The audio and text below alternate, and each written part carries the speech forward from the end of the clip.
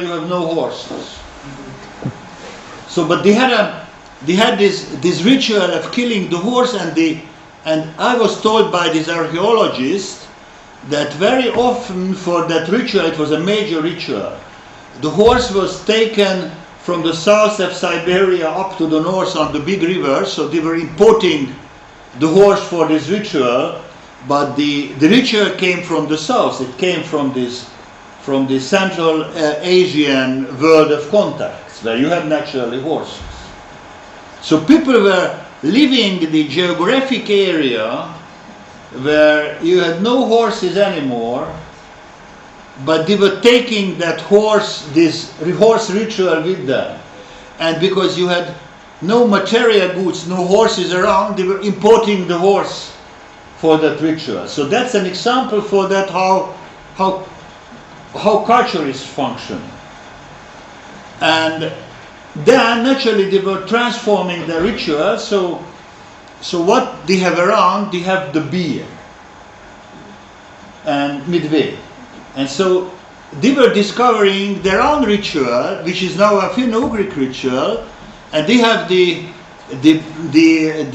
beer festival, Medveji Praznik in Russian. So it's a free night celebration of the god. I mean, the god, the beer is the god, and you have a free night celebration, and very interesting. So naturally, but it's very interesting. It became a forbidden not by the Russian celebration, but a secret celebration. So you have you are honoring the god, but it's not a public something. I mean, you do it in a closed environment, a closed circle.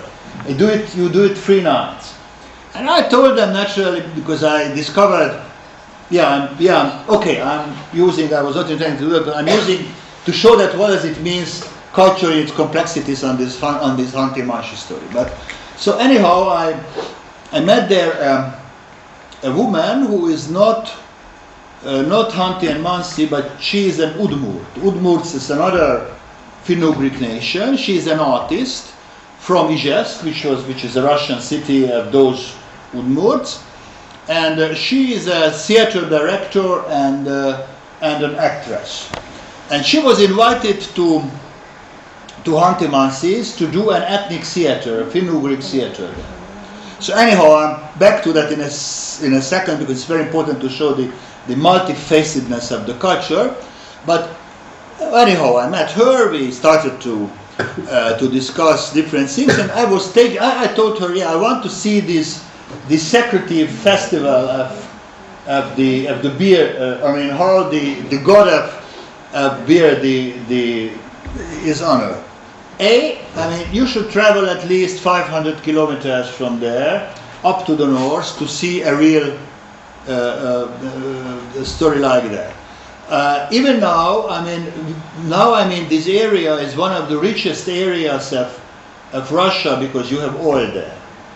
Mm-hmm. This Hanti-Mansi became a very modern city because this autonomous territory, this autonomous okrug, produces more oil than Kuwait. And the city is an ultra-modernistic city because you know what is Yukos and Khodorovsky. So you know that he was arrested, so you know that story. So that was the headquarters of Khodorovsky, this city. So they were modernizing everything. So anyhow, they had money and they were, but no roads.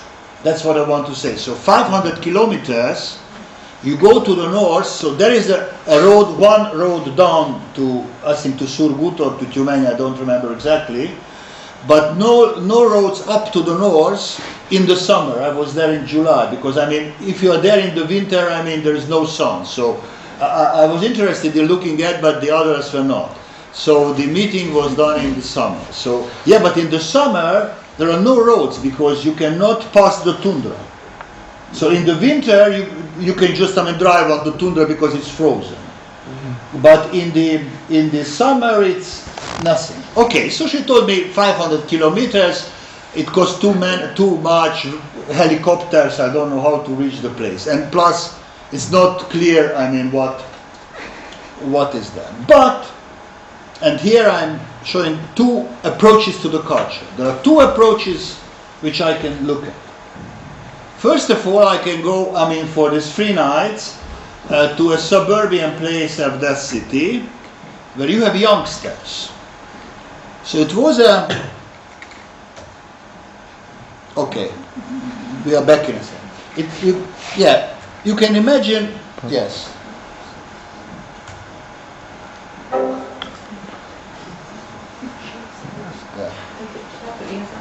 Yeah, anyhow, I'm following you.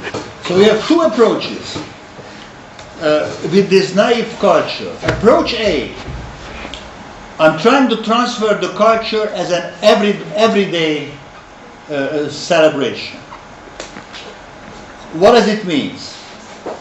You had a group of cultural actors, teachers, who were collecting young men and women, I mean schoolboys and schoolgirls, from all over of those Nordic nations, not only of this Hampi and Mansi, but the Nyanyats and all sorts of nations which live there. All sorts of nations which are nomads.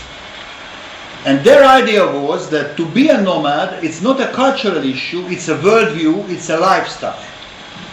And it has a specific value in the modern world, even for modern people. So it has a sense to transfer the values of the nomadic lifestyle to the schoolboys and schoolgirls. And they were organizing practically there a summer camp in which the nomadic heritage, let's call it in that way, but not in a way of folklore, because they were basically not interested in the folklore.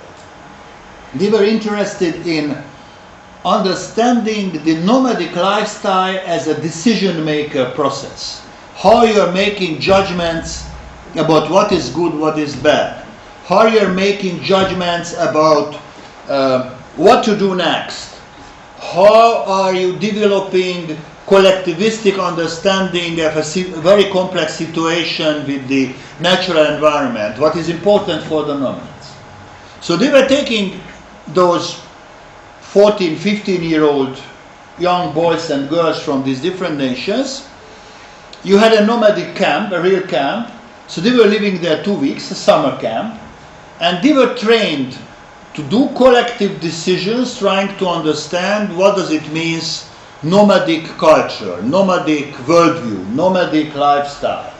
It was not a remembering the goddess sun or the goddess as a beer, but much more as a philosophy of problem solving for everyday situations. So you have an approach how you are using culture, A. But it was another approach just to show it what is low and popular and how these situations are relativized in the same city, which was related to these women. Was the women was told by the locals, I mean by the gubernator of those territories, we have enough money, build up an ethnic theater. But from where you can take materials.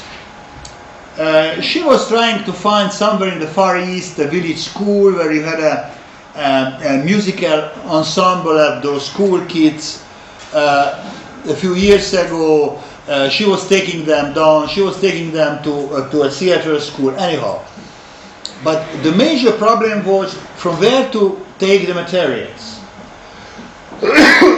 In advanced cultures, not in the German, French, or English, but also in Polish, Czech, Hungarian, or Georgian, you had writers writing those pieces, writing those materials to perform. But what to do in a small society where you had no writers? I mean, they had a few writers, but no drama writers, no dramaturgs.